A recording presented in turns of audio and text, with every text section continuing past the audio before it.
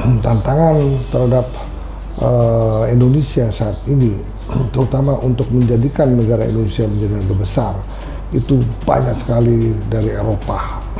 Justru perlu juga pengganti Pak Jokowi yang harus meneruskan program-program yang telah dicanangkan oleh Pak Jokowi untuk bisa menjadi negara lebih maju di kemudian hari. Andaikan itu terjadi nih, kita kan berandai-andai ya teman-teman ya. Andaikan itu terjadi, kira-kira siapa yang akan jadi presiden, siapa yang akan jadi wakil presiden, Mr. Puisi? Nah kalau ini terjadi, wah ini pertarungan dua kubu yang besar itu sangat ramai dan sangat luar biasa.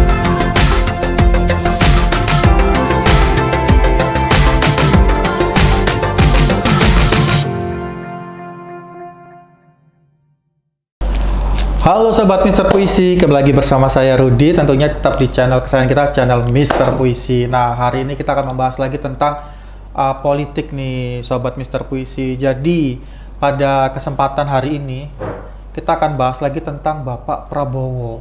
Dimana konon katanya Bapak Prabowo ini tuh sering sekali mendapat pertanyaan dari para teman-teman media. Apakah Bapak Prabowo akan berkoalisi dengan Bapak Anies, atau Bapak Prabowo ini akan bergabung dengan Bapak Anies? Sering sekali itu dilontarkan oleh para teman-teman media ke Bapak Prabowo. Nah, pada siang hari ini judul kita adalah mungkinkah Bapak Prabowo akan menyeberang ke Bapak Anies sendiri. Nah, untuk hal tersebut akan kita bahas bersama tentunya bukan lagi satu-satunya Mr. Puisi. Tepuk tangan untuk Mr. Puisi. Ya, Mr. Puisi, gimana kabarnya hari ini Mr. Puisi? Kabarnya baik. Mari kita teruskan analisa kita, perhatian kita terhadap perkembangan pemilu yang akan diadakan 2024 yang akan datang. Iya, sehingga kita mampu menganalisa yang sejernih-jernihnya, siapa sih yang paling pantas untuk menjadi pemimpin bangsa Indonesia ke depan.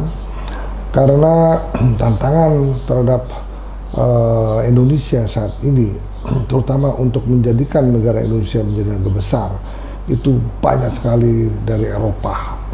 Justru dari IMF yang menyatakan bahwa hilirisasi itu merugikan katanya. Dengan sendirinya ya banyak reaksi dari menteri kita bahwa itu tujuannya untuk melarang ataupun menghindari adanya hilirisasi di Indonesia, sehingga masih tetap mengekspor barang-barang mentah hasil tambang Indonesia ke luar negeri. Nah, kalau ini yang terjadi, maka Indonesia tidak akan menjadi negara maju.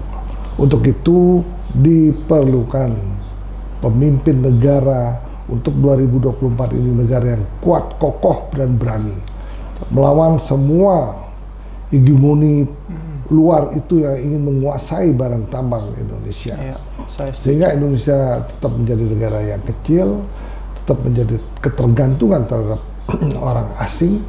Nah, itulah perlunya kita membahas bagaimana pentingnya memilih presiden dan wakil presiden. Begitu kita butuhkan untuk mampu mengolah dan membangun negara kita lebih baik lagi ke depannya. Pak Jokowi sudah menjadi presiden yang mendapat kepercayaan masyarakat begitu luas, tetapi perlu juga pengganti Pak Jokowi yang harus meneruskan program-program yang telah dicanangkan oleh Pak Jokowi untuk bisa menjadi negara lebih maju di kemudian hari. Kemudian di tahun emas 2045 benar-benar Indonesia akan menikmati suatu perubahan yang begitu pesat, sehingga kita diperhitungkan oleh dunia karena kita akan menjadi negara besar kelima atau mungkin keempat pada tahun emas 2045 yang akan datang. Amin, semoga itu segera terjadi karena kita pasti kepingin banget negara kita ini lebih maju tentunya. Dan ya tadi seperti katakan Mr. Puisi, semoga apa yang kita punya itu bisa kita kelola sendiri ya Mr. Puisi ya, bukan kita lempar keluar. Nanti dijualnya pun kembali ke kita dengan harga yang mungkin lebih mahal ya Mr. Puisi ya, tentu saja ya. Nah Mr. Puisi, ini kemarin dapat selentingan nih, apakah memungkinkan ya Bapak Prabowo ini menyeberang ke Bapak Anies atau mungkin berkoalisi dengan Bapak Anies, Mr. Puisi? Kemungkinan Pak Prabowo menyeberang ke Pak Anies kemungkinannya sangat kecil sekali. Sangat kecil. Karena kedua calon presiden, Pak Prabowo, Pak Anies, memang digadang-gadang untuk menjadi calon presiden. Di mana Pak Prabowo dicalonkan oleh partainya sendiri, Partai Gerindra, untuk menjadi capres, bukan untuk menjadi cawapres. Demikian juga Anies yang dideklarasikan oleh Koalisi Perubahan dan Persatuan untuk menjadi calon presiden. Makanya sangat kecil sekali kemungkinan ini. Ya namanya politik itu dinamis, the last minute bisa terjadi perubahan besar-besaran. Sehingga Pak Prabowo elektabilitasnya naik terus, kemudian Pak Anies turun terjun karena partai yang mengusungnya Nasdem juga terjepit masalah, diduga adanya korupsi. di Menko Info, sehingga Nasdem juga turun ke bawah, sehingga dukungan terhadap Pak Anies juga akan ikut turun, selalu mendapat nomor 3 setelah Pak Ganjar, Pak Prabowo dan Pak Anies selalu. Dan apabila turun terus, memungkinkan sekali Pak Prabowo itu mengajak Pak Anies untuk berkoalisi. Itu yang akan terjadi. Tapi kalau sama-sama kuat, bedanya margin errornya sangat tipis-tipis, itu pasti akan compete mereka, pasti akan bersaing untuk menjadi presiden. Itu yang terjadi. Jadi kalau untuk saat ini bisa dikatakan kemungkinan itu ada. Tapi mungkin sulit ya, Mr. PC ya, kalau sampai mereka benar-benar bisa bergabung. Nah, Mr. PC, andaikan itu terjadi nih, kita kan berandai-andai ya teman-teman ya, andaikan itu terjadi, kira-kira siapa yang akan jadi presiden, siapa yang akan jadi wakil presiden, Mr. PC? Nah, itu pun terjadi apabila banyak pengamat politik juga mengatakan apabila memang elektabilitasnya Pak Anies itu di bawah 13%. Misalnya 8%, 7% tuh untuk apa memaksakan Pak Anies menjadi calon presiden? Karena buang-buang uang aja. Kampanye sampai kemana-mana pun tetap akan sulit untuk menjadi RI 1. Nah, kalau ini yang terjadi, kemungkinan akan ada kompromi politik antara Pak Prabowo dengan Koalisi Perubahan sendiri. Ya, kan sayang kalau misalnya Koalisi Perubahan yang begitu masif berkampanye itu kemudian juga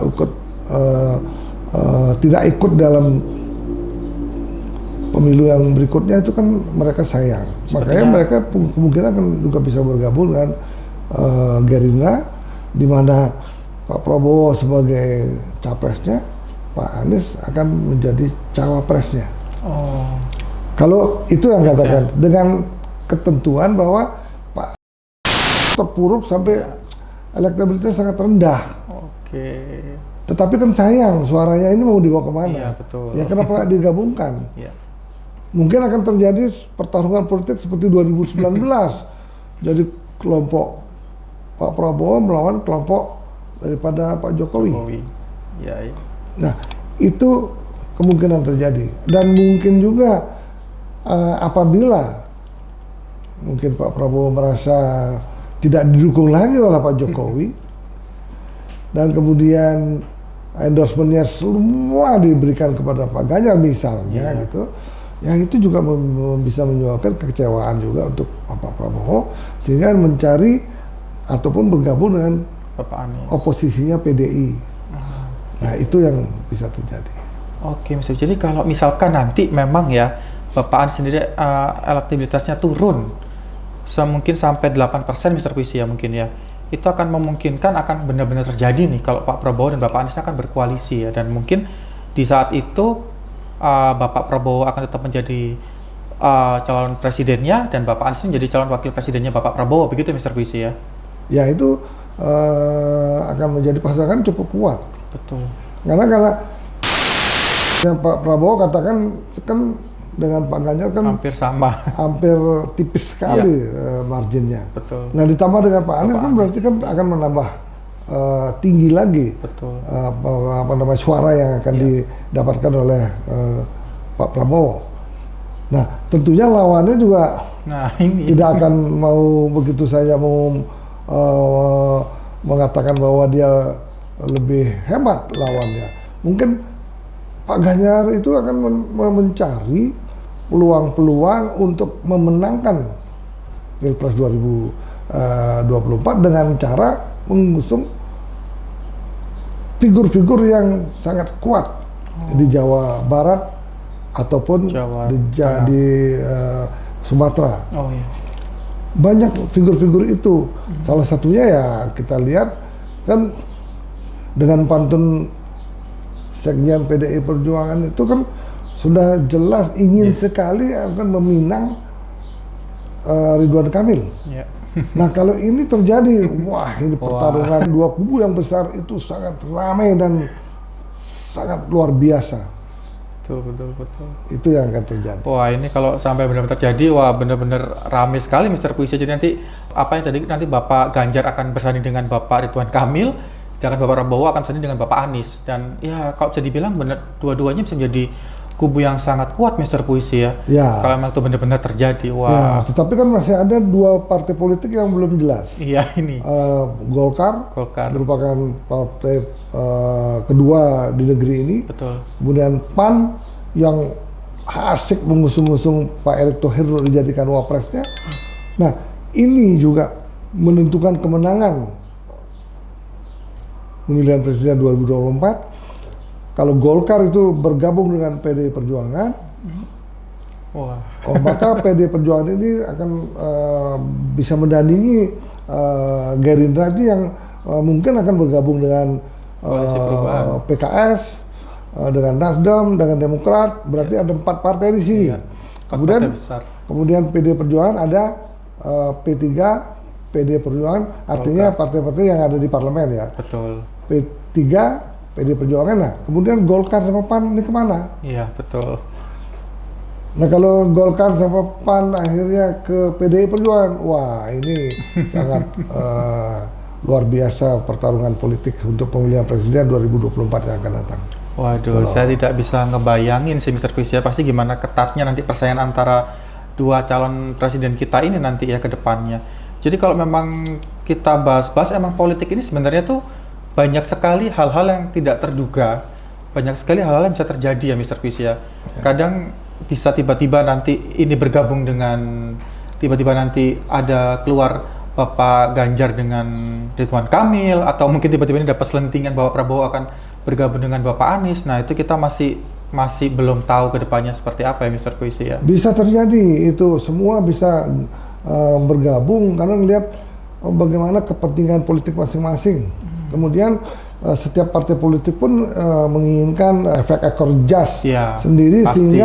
sehingga mereka juga bisa masuk ke parlemen dan mendapat ranking yang tinggi suaranya di parlemen gitu loh. Nah itu yang sebenarnya yang tujuan untuk para partai-partai politik ini ya Mr. Puisi ya. Jadi kita masih belum tahu nih teman-teman, kira-kira terjadi ini apa. Jadi kita masih nggak bisa menebak-nebak, kita juga nggak bisa berkata akan terjadi A, B, atau C. Jadi yang pasti ya sebagai kita yang harus memilih nanti presiden kita tahun 2024, sesuai kata Mr. Puisi ini harus ada presiden yang benar-benar kuat dan baik untuk melanjutkan jejak Pak Jokowi, maka kita harus benar-benar mengikuti ya Mr. Puisi ya untuk politik sendiri, karena ya kita pun sekarang dituntut untuk bisa memilih presiden yang bisa kita percaya untuk tahun 2024 hingga seterusnya Mr. Puisi ya, seperti itu ya.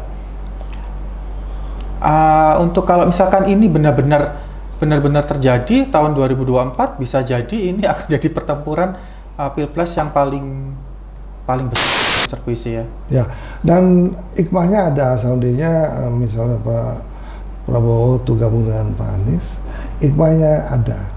Maka Mr. Puisi, pertarungan pilpres 2024 tidak akan terjadi hal yang sangat gontok-gontokan begitu tajam. Betul. Karena apa? Pak Prabowo itu kan memang dekat dengan Pak Jokowi Ya. kan gitu kan.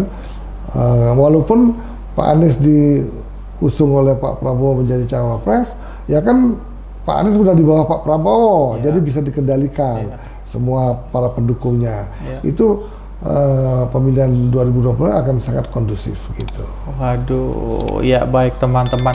Perbincangan kita hari ini benar-benar seru teman-teman. Karena ya itu tadi kita harus tetap mengawal pemilu ini agar semuanya tetap kondusif, tetap aman, dan kita jangan sampai salah pilih tahun 2024 nanti teman-teman. Ya, kita balik lagi nanti kita tunggu gimana kira-kira yang terjadi ke depannya, dan tentu saja tetap pasti selalu pantengin channel Mister Puisi yang akan selalu memberikan berita-berita terkini tentang politik. Ya, terima kasih untuk waktunya. Jangan lupa, sekali lagi saya bilang jangan lupa untuk selalu dukung channel Mister Puisi dengan cara like, comment, share, and subscribe. Oke, thank you teman-teman. Sampai jumpa.